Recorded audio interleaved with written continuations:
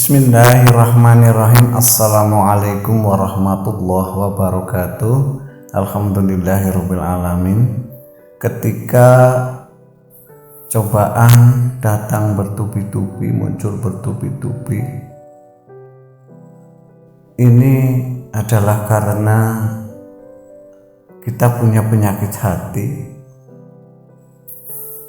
seperti dengki, marah, sombong, putus asa, kurang bersyukur, pelit, ria, malas, dan sejenisnya. Rekan-rekan, mengapa saya yakin bahwa masalah yang datang bertubi-tubi ini karena adanya penyakit hati? Ya, karena Allah Subhanahu wa Ta'ala sudah memberikan pelajaran dan contoh melalui Nabi Yunus alaihi salam. Saat Nabi Yunus berdakwah kepada kaumnya dan ternyata kaumnya keras kepala, ngeyel dan menolak seruannya, maka kemudian Nabi Yunus pun jadi orang yang ngambek, putus asa, marah, kecewa, dan jengkel kepada kaumnya, sehingga di saat marah, kecewa, jengkel, ia memutuskan untuk meninggalkan kaumnya dengan pergi dengan naik kapal laut.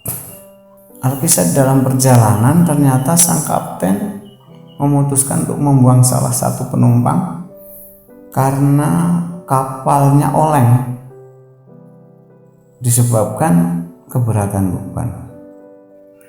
Untuk memastikan siapa yang dibuang ke laut, diadakanlah undian, dan ternyata setelah diundi 3 kali, nama Nabi Yunus lah yang sering muncul. Nabi Yunus pun kemudian dilempar ke dalam laut dan dimakan oleh ikan.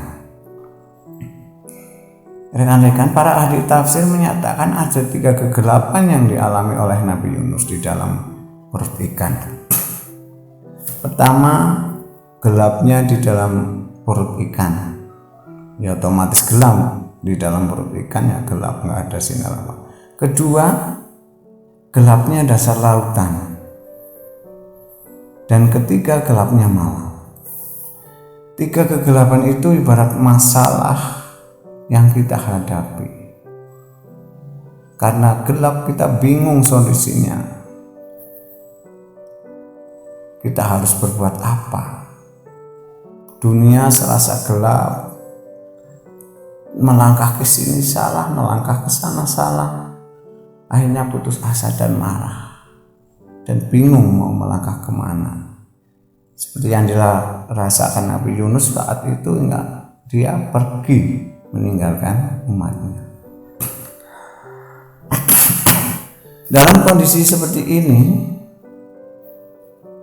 apakah Nabi Yunus maksudnya sibuk mencari jalan keluar?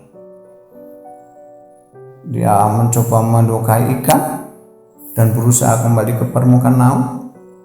Ternyata jawabnya tidak. Justru sebaliknya, Nabi Yunus segera menyadari kesalahannya. Dia kemudian berucap, "La ilaha illa anta subhanaka inni kuntu minaz zalimin." Bahwa tidak ada sesembahan yang hendak disembah selain Engkau, ya Allah. Maha suci Engkau, sesungguhnya aku adalah termasuk orang-orang yang zalim. Merasa dalam kegelapan itu, justru Nabi Yunus mengingat Allah bahwa apa yang dilakukan adalah kesalahan dirinya. Saat masalah datang bertubi-tubi, bersegeralah melakukan apa yang dilakukan oleh Nabi Yunus, yaitu mengakui ketauhidan Allah Subhanahu wa Ta'ala, mensucikan Allah, mohon ampun, dan mengakui akan kekurangan diri kita. Dengan kata lain, kita segera bertaubat dan mendekatkan diri kepada Allah Subhanahu wa Ta'ala. Tentu saja dengan memperbanyak doa dan berusaha terus untuk memecahkan masalah walaupun kita berada di titik nol. Kita introspeksi ya, dan tidak menyalahkan siapapun, apalagi sampai menyalahkan Tuhan, menyalahkan kehidupan kita.